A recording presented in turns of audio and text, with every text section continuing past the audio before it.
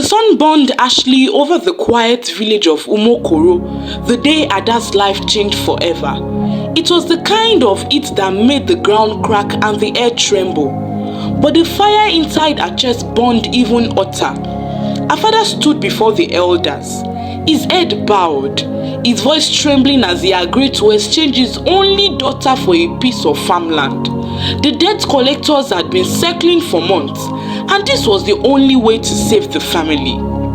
When the deal was sealed, the drummers began to play. The whole village gathered, cheering and singing as they announced Ada's marriage to Ogbuefi Madu, a man old enough to be her grandfather. He was a respected farmer, wealthy and generous, known for his kind heart and booming laughter. But to Ada, he was a stranger, a shadow that swallowed her freedom. Her father's eyes glistened with shame and relief as he avoided her gaze. Her mother sat on the ground, wailing softly, her wrapper soaked with tears. Ada stood still, her heart pounding so hard she thought it would break her ribs. Every drum beat echoed like a death sentence in her ears. When the ceremony ended, Madu placed a hand on her shoulder and said, "Don't be afraid, my child. You are safe with me."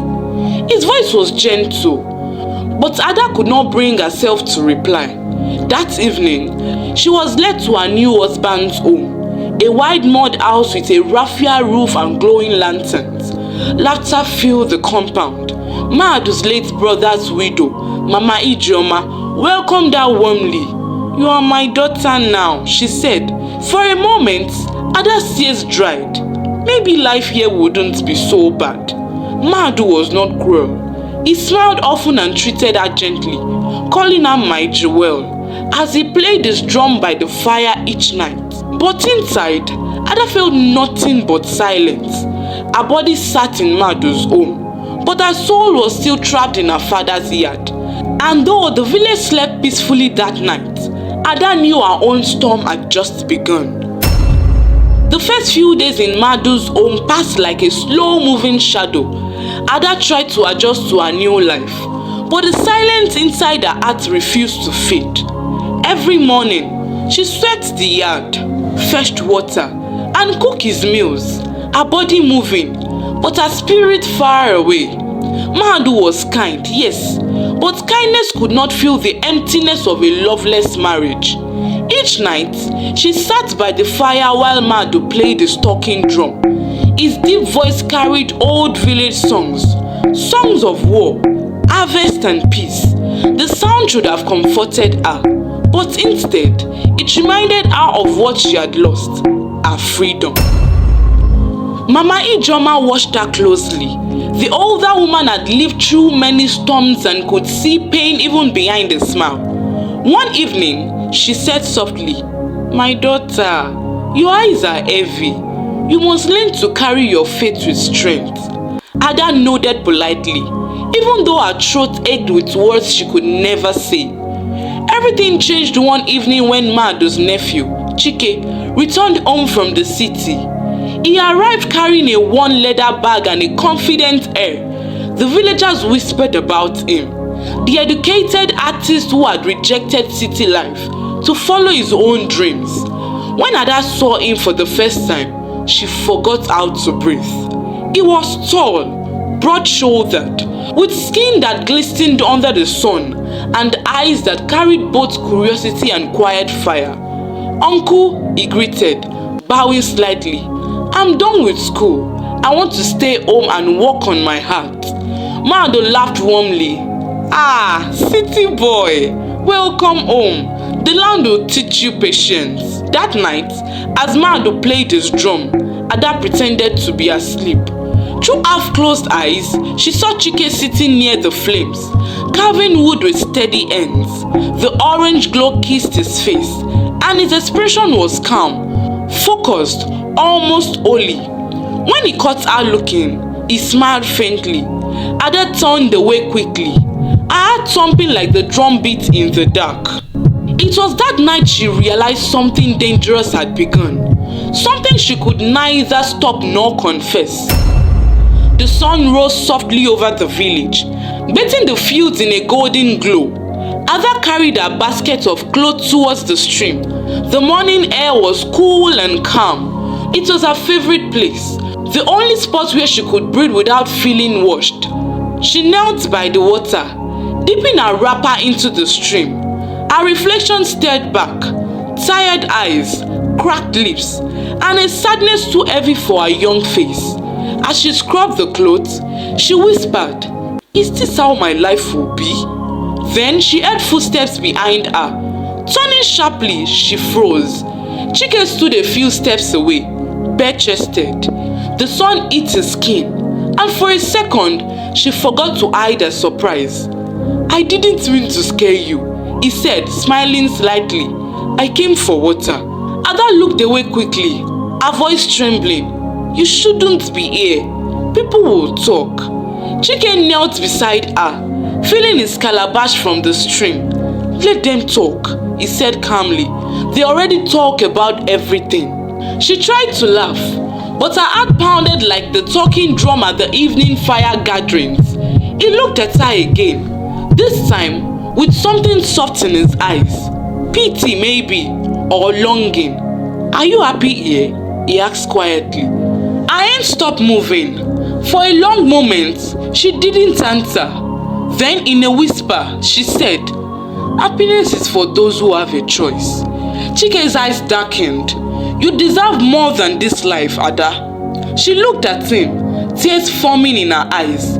But before she could speak, a voice called from the distance, "Mama Ijeoma." Ada stood up quickly, panic in her chest. "Go," she said, gathering her clothes. Chike nodded slowly, but as she turned to leave, he caught her wrist gently. She froze. "Be careful," he said softly. Even the river listened. Their eyes met once more, long enough to say everything words could not. Then she ran, the sound of her heartbeat echoing with every step, the morning sun now feeling too hot against her skin. That day, Ada didn't finish washing her clothes. She walked home trembling, haunted by his voice, his touch, and the truth she dared not to face. The night in Umokoro was alive with the sound of drums. The morn hung low and round, casting silver light over the village square where people gathered to dance.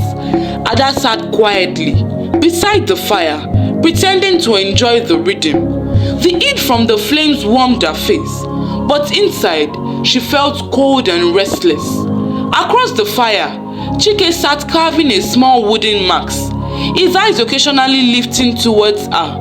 Each time their gaze met, Ada looked away quickly, afraid that someone might notice. Old man who clapped his hand to the beat, his deep laugh echoing through the night. "My wife, come and dance," he called. His voice was full of joy, and that made Ada's guilt even heavier. She smiled weakly, shaking her head. "Later, my husband," she replied. Her voice trembled with a lie. Mama Ijeoma's sharp eyes followed the young girl's every move. She saw the way Chike looked at her, the quick glances, the nervous smiles.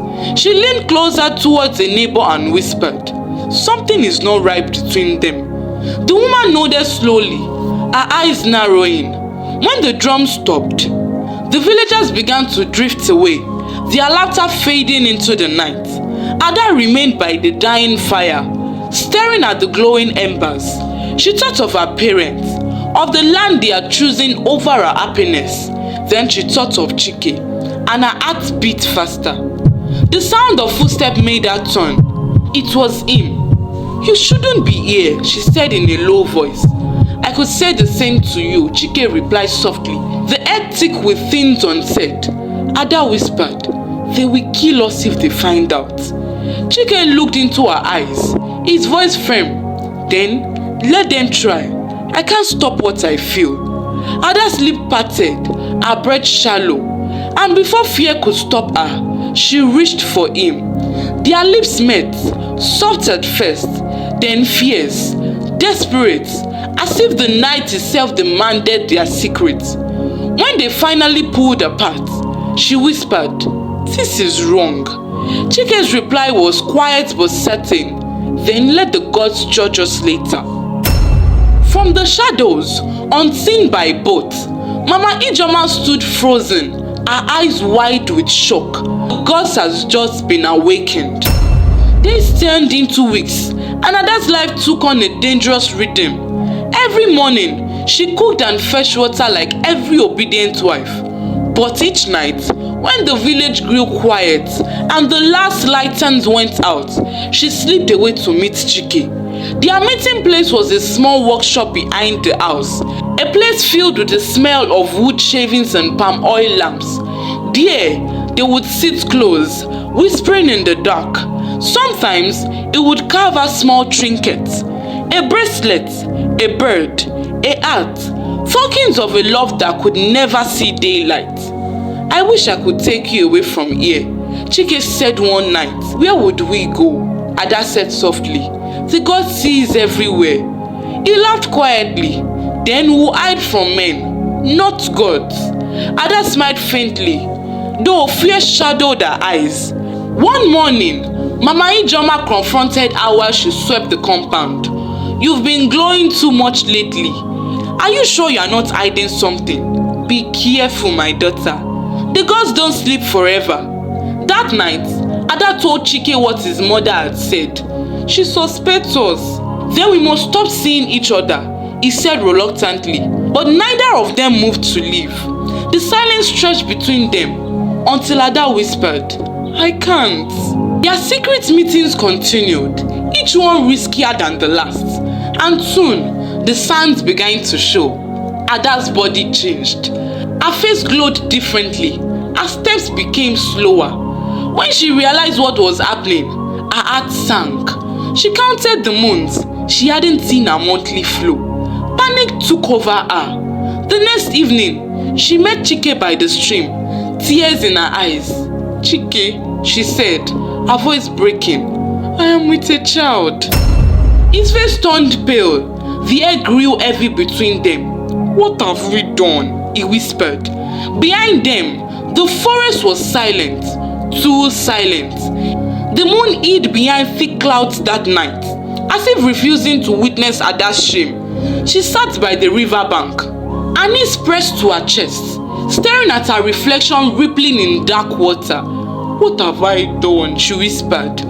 Behind her, Chike appeared from the shadows, his chest bare, his face drawn. He looked like a man walking towards his own grave. "Ada," he called softly. She turned, her eyes red. "Chike, what will we do?" He knelt beside her. "No one must know," he said. Voice trembled. "If they find out, they will kill you." "I don't care," she snapped, tears spilling down her cheeks. "Let them. I won't kill my child. I won't bury my sin with another sin." "Then what?" he asked desperate. "What will you tell them when your belly swells? That the spirit of the forest touched you?" Ada looked away, and the river seemed to whisper secrets only the night could hear. "There is only one way," she said finally, her voice cold. Chike frowned. "What do you mean?" "Madu must die." Chike staggered back, shaking his head. "Ada, no, you can't." "Don't you see?" she cut in, gripping his arm. "It's the only way. If he lives, we both die. But if he dies, the village will believe the child is his. We'll be free." Chike's heart pounded. He wanted to shout, to run, but her eyes held him still, burning, fierce and desperate. "You said you loved me," Ada whispered. "Prove it now." Silence fell between them. After what felt like forever, Chike spoke, his voice barely above a whisper. "There's a bottle in my mother's room. She once warned me never to touch it. It's a poison, made for snakes, not men." Ada's lip parted. "Then bring it to me." He hesitated. "Ada." "Bring it," she repeated, her tone deadly calm. That night, as the cloud swallowed the moon completely, Chike crept into his mother's room, trembling, and took the bottle. The gods of Umokoro stirred. The air was heavy with the scent of sin, and death was already awake. The dawn smelled of wet earth and fear. Ada woke before the sun, hands trembling as she prepared the morning meal. Madu sat at the low table, humming an old tune, unaware of the shadow that waited in his food. He laughed lightly as Ada placed the bowl before him. "Eat slowly, my husband," Ada said, voice steady enough that Madu smiled. He dipped his spoon, savoring the food. The first spoonful went down with a pleased sigh. He spoke of farms, of the rains, of future plans. Ada stood close enough to see the lines around his eyes. Madu finished his meal, blessing the food and Ada. He rose and walked outside the yard. Then he coughed. His face changed like paper burning. He staggered and collapsed to the earth. The village rushed out at her scream. Neighbors crowded around, calling his name, lifting him, shaking him. Ada dropped to her knees, hand pressed to her mouth, but her face was blank inside.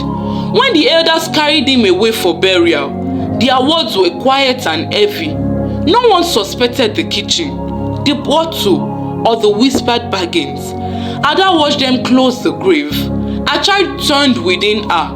She felt both grief and a strange cold triumph. Chike stood beside her, as if some of his life has been taken away with Madu's death. That night, under a red moon, Mama Ijoma beat the drum at the forest edge and sang a low song that tasted of warning. The night after Madu's burial was heavy and strange. The villagers slept early. Somewhere deep in the woods, Mama Ijoma sat alone beside Madu's grave. A small lantern flickered before her. "Brother," she said softly, her voice breaking, "they took you too soon. But your spirit will not rest quiet. Rise and take what is yours." Then she began to beat the drum. The sound spread through the night like thunder rolling through water. It reached the roofs of the sleeping homes, the ears of restless dogs, and the heart of one woman who could not sleep. Ada. She sat up suddenly. "Did you hear that?" she whispered. Chike grunted. "It's just the wind." "No," she said trembling. "That is drum." The next morning, when Chike stepped outside, he found Madu's old stool sitting in the middle of the yard. Though they had buried it with him, he frowned, picked it up and tossed it aside. That night, the drum returned. This time, even Chike heard it. He leapt to his feet, grabbing a torch. "Who is there?" he shouted. In the corner of the compound, something moved. A shadow shaped like a man, standing tall and still. Ada's breath itched. "Madu," she whispered. The shadow turned slowly. They saw a face, then it vanished into the wind. The drum beat stopped. Silence filled the air. For days, Ada lived like someone trapped between two worlds, one for the living and one for the dead. She could still hear Madu's drum at night, faint but steady, as if the forest had learned to breathe in rhythm with it. By the fourth night, even the villagers began to talk. "The old man's spirit won't rest, though," they whispered. "He was poisoned." Children avoided Ada's hut. Women stopped greeting her at the market. Even Mama Ijoma's friend avoided her compound, frightened by the stories of strange lights and soft drummings echoing near the graves. Ada tried to be strong. She cooked, cleaned and smiled for Chike, but every time she looked at him, she saw fear behind his eyes. That night, Chike couldn't sleep. He lay awake, staring at the ceiling. Ada turned to him and whispered, "He's angry." "Stop talking like that, he is." She sat up. "You think I don't see it? The way his animals react, the things that move when we look away." "Enough," Chike snapped. "He is dead." "Maybe we should tell someone," Ada whispered. "Tell them what?" Chike snapped, his voice raw. "That a dead man walks at night with his drum?" Ada's lip trembled. "He's angry, Chike. We can't hide this." He turned sharply to her. "You talk too much about death. Do you want them to hang us both?" The tension between them grew thick like fog. The villagers were already suspicious. 2 nights before, Mama Ebere claimed she saw a shadow in Madu's compound, drumming alone. Another woman said she found strange footprints by the grave. That evening, Ada went to fetch water from the stream. The air was unnaturally still. No crickets, no birds, just silence. Heavy and watching. When she bent to fill her pot, a reflection shimmered on the surface. Not her own, but Madu's face. His hollow eyes stared back at her. She screamed. She ran on breathless. He's there! I saw him! You are losing your mind. Tears rolled down her cheeks. He won't rest, Chike. He wants something. He wants us. Enough! You bring madness into this house. But that night, the madness came on its own. The drums began again, louder this time. Each beat shook the walls, rattled the lantern, made the windows quiver. Chike stormed outside, shouting into the dark, "Stop it! I'm not afraid of you." The drum stopped. Then a voice replied, calm, deep, and eerily close, "You should be." A cold wind burst through the compound. The trees bent backward as if bowing to something unseen. Ada screamed from inside. Chike rushed in to find the stool overturned, the fire dead. Chike fell to his knees, trembling. For the first time, he believed her. Outside, the drum began again. Slower, softer, almost like a lullaby. But this time, the beat came from inside the house. At dawn, the air in the compound was heavy with the smell of burnt oil and fear. Ada sat in the corner, clutching her wrapper like a shield. Her eyes were wide and empty. Chike hadn't slept. He sat by the fire pit, staring at the ashes that refused to die out. "Did you hear it?" she asked quietly. He didn't answer. "Chike," her voice cracked. "He was in this house. I felt its breath." Chike stood abruptly. "Enough, Ada. You want to drive me mad?" He kicked at the ashes, sending sparks flying. "We buried him. He's dead." Just then, the air shifted. A faint rhythm rose from somewhere behind the hut. Ada whimpered and covered her ears. "He's calling me!" Smoke called from the direction of Madu's grave, dark and twisting like a living thing. The drum beats grew louder, steadier. The smoke swirled, forming a faint outline. Madu's face emerged in the haze, his hollow eyes glinting like burning coals. "Chike."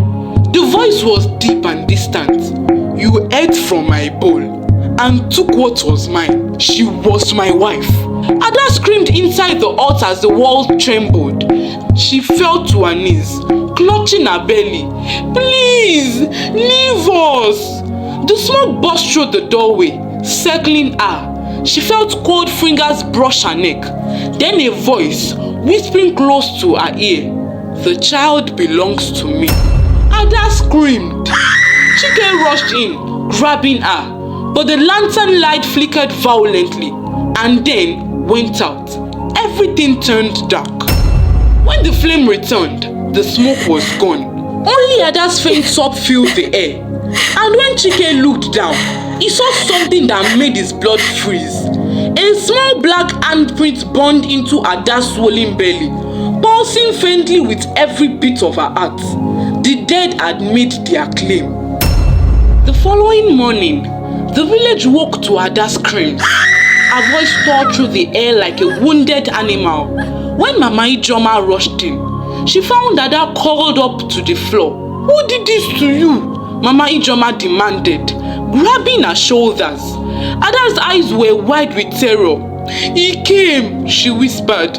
"Madu came. He touched me." The old woman froze. "Don't say such things. The dead do not walk." "Chike, come here," she shouted. Chike ran in. When he saw the mark, "It's nothing," he muttered. "Maybe an insect bite." Ada scream cut it off. "It's bones," she cried, gripping her stomach. Chike snapped. "Enough! Stop talking nonsense."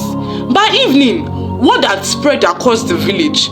People gathered outside her hut, whispering, Some said Ada had offended the gods.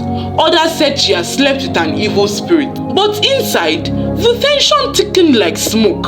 Chike sat in silence, his hand shaking. "We have to leave this place, oh," he said finally, "before they come for us."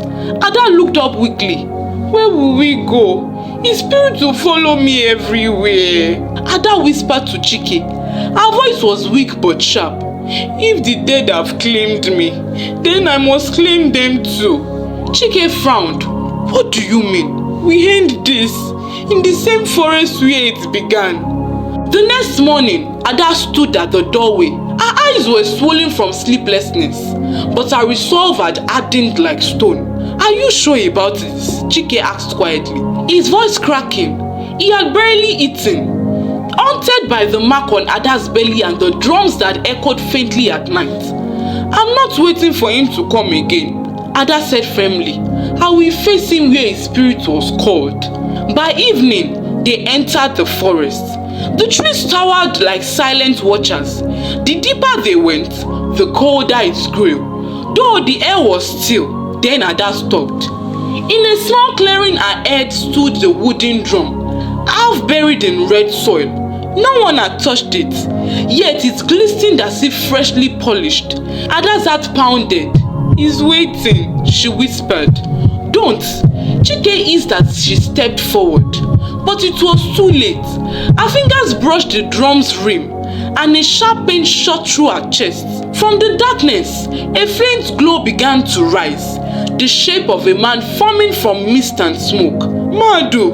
Ada breathed. His mouth moved, but his voice came from everywhere, all at once.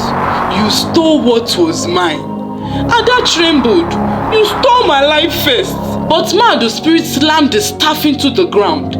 The earth cracked open, and a gust of hot wind roared through the trees. The forest had come alive, and it wanted vengeance. The wind howled like a living thing, carrying whispers that circled them. The lantern blew out, plunging everything into a thick darkness.